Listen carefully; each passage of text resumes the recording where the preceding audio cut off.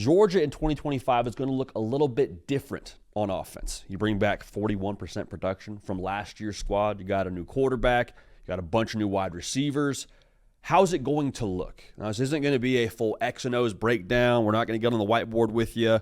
This is going to be, hopefully, a just digestible conversation as to what you can expect from the Georgia offense. I think there's a hole, quite frankly, in our industry when it comes to talking about football in a digestible sense from a schematics perspective.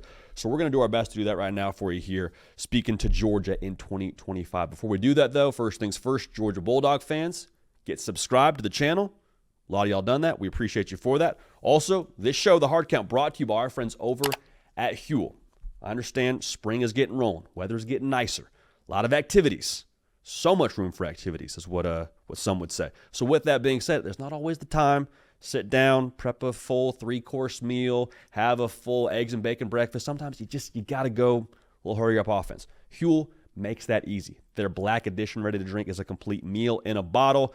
You got 35 grams of protein, 27 vitamins and minerals, low in sugar. All that you need in a handy bottle. Huel, the global complete nutrition brand with over 500 million meals sold. So 15% off plus a free new gift for customers using our code here, HardCount15 at Huel.com. That's Huel.com. I love what they do. Super easy to digest, super easy to grab and go and make sure you have all that you need, all the sustenance you need to make sure you're getting done what you got to get done. Please see the description of this video for terms and conditions. Unlock a healthier, easier way to eat with Huel, nutritionally complete meals in minutes so you can focus on what really matters. So what really matters here, if you're a Georgia Bulldog fan, is repeating as SEC champs and getting to a spot now offensively where not just excitement, because you always have excitement if you're Georgia. There are always going to be 5 stars on your roster. You're always going to have excitement when Kirby Smart is your head coach. But I think expectation for your offense to have some consistency. And there's a lot of different parts around this whole situation that was Georgia in 2024 and why you didn't get it done offensively. But what is it going to look like? I think there's a couple of key factors to address here. When we look at Georgia and what they were in 2024, the big thing for them was they were not able to run the football consistently. They weren't. I promise you, I have it on relatively strong authority that will not be the case in 2025. Like, you will not see Georgia in the hundreds when it comes to rushing yards per game. And if you do, it's not Georgia. All right. I think that last year, whether they would tell you or not, they took it personally not being able to move teams against their will in the line of scrimmage. I have to believe they did, because what do you know about Kirby Smart? Well, if you were to use some labels for him, just one words, what would they be? Aggressive, gritty, physical. You hear him talk at his press conference all the time about blocking and tackling. What's a cousin of those things? Running the gosh darn football, imposing their will. That wasn't Georgia last year. And it was very un-Georgia-ish. It was very bizarre to see happen on a football field. So we all saw it happen on the football field. Again, namely Kirby Smart saw it happen under his watch. Mike Bobo, under his watch, that's not going to be the case in 2025. So, JD, you're telling me they're going to run the football better just because they feel like it? Kind of yes and no. I think they're probably, hopefully, going to be more healthy on the offensive line. That's one part of this. But more specifically speaking to what they're going to be running the football, I think it's going to be more of a priority for them offensively. I wouldn't be surprised by that. I also think when you talk about who I expect to be their quarterback next season, I think it's going to be Gunnar Stockton, and he brings a different skill set to this offense. I think when you talk about how they're going to run the football next season, a lot of it could be Gunnar Stockton ad-libbed. I would be shocked, y'all, if they didn't have a couple of run plays dialed up for number 14. I mean, it's like having a can opener on your keychain. Why have it there if you're not going to use it?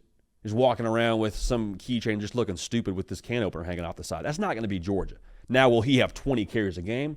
Absolutely not. But they're going to, I believe, if he's your starting quarterback, I think he will be, utilize him to some extent. And what that does is it can just cause a defense to have to be a half step slower, or at the very least prepare for a couple extra periods during the week with quarterback design run games baked in there. All right, so that's going to benefit Georgia. They'll be more multiple in their scheme in that sense with him baked in, and I think they're going to just, again, have more of a priority and an edge and an attitude of, hey, we're going to find a way to freaking run the football here in 2025. You got that clip circulating of Nolan Smith after they won the national championship saying, y'all thought we'd go 7-5, we wouldn't be this, we wouldn't be that, and everyone's like, no, we didn't. Nobody said that about you guys, Nolan. Kirby Smart was able to convince his team of that. What do you think he can pull out of them when he can show them the numbers on the field and what they didn't do running the football? Promise you that's going to be some fuel that he can use here during spring practice and get the people going a little bit. One more thing to add here, Bo Walker is a name you hear a lot right now during spring practice for Georgia. Early enrollee freshman, had a good bowl week, or had good bowl practices, that is. Keep an eye on him and what he's going to bring to the table here. So you're going to run the football better. That's one. I think the passing game overall will be more consistent. Kind of a theme across this whole segment. Kirby Smart, I think, is drawing a line in the sand with running the football. I think he sent a very clear message and drew a line in the sand when it comes to what they're going to be at the receiver position in 2025. Like, Georgia went out and got 7 wide receivers. 7. Don't listen to words. Don't talk about how much you want to throw the football downfield and be explosive. Show me actions. Kirby Smart's showing us all actions here. To go to the portal and get a couple of receivers. To sign a bunch of receivers out of high school. 7 wide receivers, y'all. They want to throw the football downfield. That's who they want to be. Talon Taylor.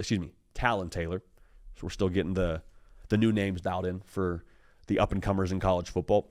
Early enrollee true freshmen have been told he is the most ready to play right now of that group of the freshman wide receivers. I just love how they have a bunch of different genres across this wide receiver room. You got your big bodies, 6'5" plus Noah Thomas. Colby Young will be back in the fold. He's another big guy. And then you also have your in-space kind of players. Your Zachariah Branches transferring over from USC. He's first team all. Just get him the football. You got Dylan Bell. I've said many times, I think he's just college football's version of Debo Samuel. I love what he brings to the table. There's so much there to where Georgia's not going to be limited by the caliber of playmaker they have.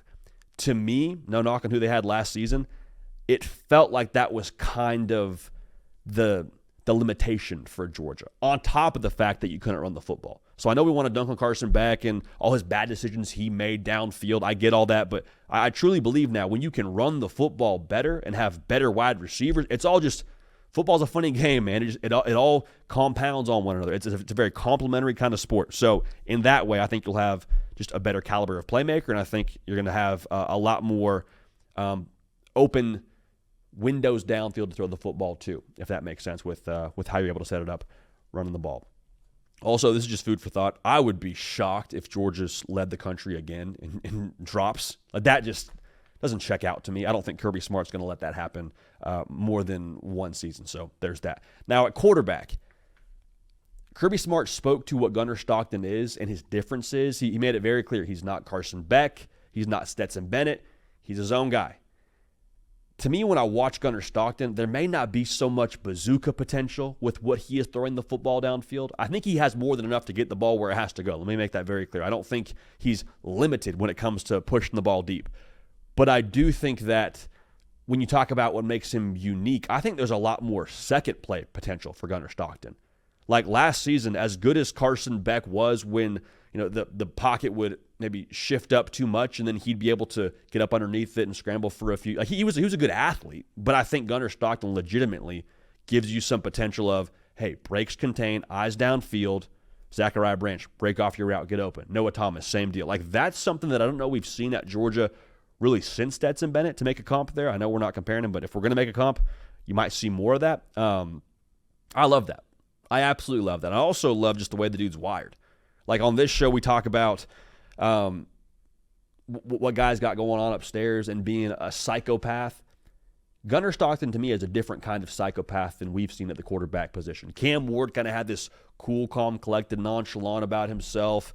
Marcel Reed has this, never, moment too big for him kind of vibe at Texas A&M. I think Gunnar Stockton's got that paired with just a little bit of, this dude might have a screw loose. I cannot get out of my mind him running for a first down against Texas, being decapitated, then jogging off the field. You know how many other players would have died getting hit like that with Gunnar Stockton? Like that was a play that told me a lot about how the dude's wired. Just the fact that he was able to pop up, get off the field, no hands up, no palms up, no bad body language, just took a hit, got off the field. We're all good. So to sum it up for this, we talk about Georgia. Again, you'll run the football differently, also better. You'll have a better caliber of playmaker. I think it'll be a little bit more of a zip rather than a pop down field. It'll be more consistent. But the good news for Georgia fans, you got a staff and a roster that is embodying what your head coach is preaching, and that is we're just going to find a way to make it work, man. We just find a way. You look at what LSU was last year when it comes to points per game allowed and points per game scored. Georgia was virtually the same as LSU in both those categories. Now, LSU finished 8-4. Not dunking on LSU. Georgia, with those numbers, went out and won the SEC. I get it, it's situational. I get it, it's game by game. All those things are true, but that screams to me, Georgia just finds a way. That's who they are. That's what they'll do. And I think overall now, with the year they had last season and not accomplishing their ultimate goal of winning a national title, I think Kirby having some ammunition here to motivate the guys, I love that. I love I think, extra edge this offense will have. I can't wait to see it. So Georgia fans, get at us in the comment section. Get at us on the socials. Let us know what you think the offense will look like in 2025, and also make sure you are subscribed. For Cato on the ones and the twos, for myself, JD PicKell, we appreciate y'all. We love y'all. We will keep this party rolling, and we will see y'all next time.